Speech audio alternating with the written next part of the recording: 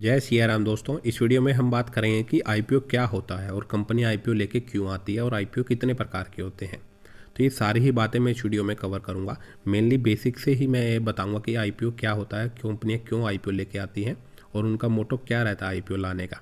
तो जो फिलहाल अभी बिगिनर्स हैं और उनको नहीं पता कि आईपीओ क्या होता है, तो ये बेसिकली वीडियो उनके लिए होने वाली है, तो लास्ट तक वीडियो को जरूर देखिएगा। सबसे पहले अगर हम आईपीओ की बात करें तो आईपीओ का मतलब होता है इनिशियल पब्लिक ऑफरिंग। ये इस आईपीओ की फुल फॉर्म है। अब समझते हैं कि आईपीओ होता क्या है और कंपनियां क्यों लाती हैं। मान लीजिए कोई भी XYZ कंपनी है, वो अपना बिजनेस कर रही है, तो वो कंपनी सोच रही है कि मैं अपने बिजनेस को और एक्सपेंड करूं। तो एक्सपेंड कंपनी कहाँ से करेगी? कंपनी को बिजनेस के लिए और पैसा लगाना पड़ेगा। और पैसा कहाँ से होगा? या तो कंपनी के पास रिजर्व में ऑलरेडी पैसा होगा। अगर रिजर्व में नहीं है तो कंपनी को और पैसे की ज़रूरत पड़ेगी अपने बिजनेस को एक्सपेंड करने के लिए। तो उसके लिए कंपनी या तो फिर पैसा कहाँ से ले सकती है, या तो फिर बैंक के पास जाएगी कंपनी, वहाँ से लोन लेगी। अगर बैंक कंपनी को लोन देगा, नॉर्मली 12-13% पे जो बिजनेस लोन है वो मिलता है। तो अगर कंपनी बैंकों से लोन लेगी तो वहाँ से क्या करेगी? मान लीजिए 1000 करोड़ का कंपनी ने लोन लिया, उस पर अगर कंपनी 10% इंटरेस्ट भी अगर पे कर रही है तो पूरे साल का कंपनी 100 करोड़ रुपए है वो इंटरेस्ट के रूप में बैंक को देगी। और वहीं इसके अगेंस्ट में अगर कंपनी वो पैसा मार्केट से उठाती है, यानी कि स्टॉक मार्केट से उठाएगी, जो अदर इन्वेस्टर हैं, रिटेल इन्वेस्टर हैं, HNI है, QIB के थ्रू उठाएगी, तो उसके ऊपर कंपनियों को इंटरेस्ट नहीं देना पड़ेगा और वो कंपनी को पैसा भी मिल जाएगा। तो इस वजह से ही जो मोस्टली कंपनियां हैं वो अपने आईपीओ भी फिलहाल लेके आ रही है। काफ़ी धड़ाधड़ मार्केट में आईपीओ आ रहे हैं। जब ये आईपीओ आने से पहले ये मोस्टली जो कंपनी होती है वो प्राइवेट लिमिटेड, आपने देखा होगा कि XYZ प्राइवेट लिमिटेड। फिर लिस्ट होने के बाद इनके आगे से प्राइवेट हट जाता है, ये सिर्फ लिमिटेड रह जाती हैं, XYZ लिमिटेड। मतलब कि वो एक पब्लिक यूटिलिटी कंपनियां बन जाती हैं। मेनली इसका वो भी देखेंगे सिनेरियो की। तो पहले कोई प्राइवेट कंपनी है, उसको पैसों की ज़रूरत थी तो वो मार्केट में लिस्ट होने जा रही है। मार्केट में लिस्ट होगी तो कंपनी के शेयर्स कौन खरीदेगा? नॉर्मली या तो रिटेल इन्वेस्टर जैसी आम पब्लिक खरीदेगी, या फिर HNI हाई नेटवर्क जो लोग हैं, फिर बड़े पैसे वाले जो लोग हैं, या फिर जो म्यूचुअल फंड इंस्टीट्यूशंस हैं वो खरीदेंगे कंपनी के जो शेयर्स हैं। तो उससे कंपनी पब्लिक यूटिलिटी बन जाती है, एक लिमिटेड कंपनी बन जाती है। मेनली जो कंपनियों का आईपीओ लाने का ऑब्जेक्ट रहता है वो कंपनियां इसी वजह से लेके आती हैं। वो कंपनियों के पैसे की जरूरतें कब पड़ती है? तो उनको बिजनेस को एक्सपेंड करना हो, या कंपनी के ऊपर कर्जा काफ़ी हो गया हो और उसको लोन चुकाना हो, तो कंपनी बैंकों से लोन ना लेके, क्योंकि उस पर भी कंपनी को जो अगर लोन लेगी वो इंटरेस्ट ही पे करना पड़ेगा। तो ये काफ़ी अच्छा रहता है कंपनियों के लिए कि वो मार्केट से पैसा उठाती हैं, इसके लिए उनको कोई इंटरेस्ट पे नहीं करना पड़ेगा। जैसे मैंने बताया कि 3 टाइप के हमारे इन्वेस्टर्स होते हैं, QI इन्वेस्टर, रिटेल इन्वेस्टर और NI इन्वेस्टर्स। QI होते हैं जो भी हमारे क्वालिफाइड इंस्टीट्यूशंस होते हैं, उनको QIB इन्वेस्टर्स बोलते हैं। जैसे जो हमारे म्यूचुअल फंड्स हो गए, या अदर बैंक वगैरह, या अदर इंस्टीट्यूशंस हो गए, वो QIB में आते हैं, जो सेबी के द्वारा रजिस्टर्ड होते हैं। उसके अलावा रिटेल इन्वेस्टर जैसे कि जो हमारी आम पब्लिक हो गई, या हम हो गए, मैं और आप हो गए, वो हम रिटेल इन्वेस्टर्स में आते हैं, जो की जो लिमिट है वो 2 लाख से नीचे की होती है। वहीं NI कैटेगरी होती है जिनकी जो लिमिट है 2 लाख से ऊपर की होती है। हाई नेटवर्थ जिनको हम बोल देते हैं, काफ़ी पैसे वाले जो लोग हैं, वो मेनली NI इन्वेस्टर्स में आते हैं, नॉन इंस्टीट्यूशनल इन्वेस्टर्स में आते हैं। इसके बाद अगर हम देखें कि आईपीओ टाइप कितने टाइप का होता है, तो मेनली आईपीओ 2 टाइप का ही होता है। एक है फिक्स्ड प्राइस इशू, दूसरा है बुक बिल्डिंग इशू।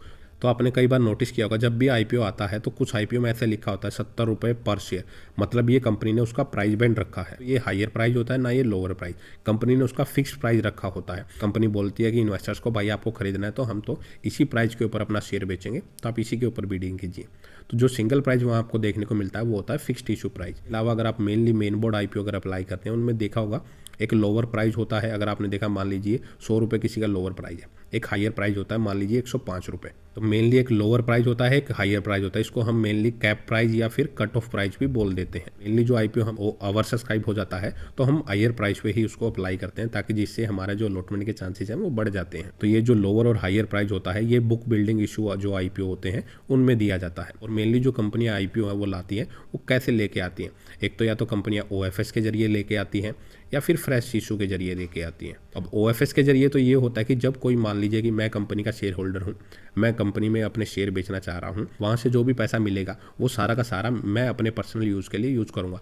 मतलब कि जो कंपनी के प्रमोटर्स हैं वो उनके खाते में जाता है, जो पैसा OFS के जरिए यानी ऑफर फॉर सेल के जरिए वो पैसा रेज किया जाता है। दूसरा है फ्रेश इशू। फ्रेश इशू के जरिए बेचते शेयर जो हैं वो प्रमोटर्स के द्वारा ही बेचे जाते हैं, लेकिन वो जो पैसा होता है वो कंपनी के ऊपर यूटिलाइज किया जाता है। वो कंपनी के आने वाले वाले टाइम में ग्रोथ के लिए कंपनी के ऊपर लगाया जाता है। तो जो मेनली फ्रेश इशू के जरिए जो आईपीओ आते हैं वो माना जाता है कि वो काफ़ी अच्छा पॉजिटिव पॉइंट होता है कि कंपनी अपनी ग्रोथ के लिए यहाँ से मार्केट से पैसा उठा रही है। जो ऑफर फॉर सेल के जरिए आते हैं पूरा का पूरा अगर ओएफएस होता है तो उनमें काफ़ी नेगेटिव इंपैक्ट जाता है कि जो यहाँ से कंपनी पैसा भी रेज कर रही है, मार्केट में भी लिस्ट हो रही है, लेकिन वो पैसा कंपनी के पास तो गया ही नहीं, सारा का सारा प्रमोटर्स के पास जाएगा, तो उससे कंपनी को तो कोई फ़ायदा हुआ ही नहीं।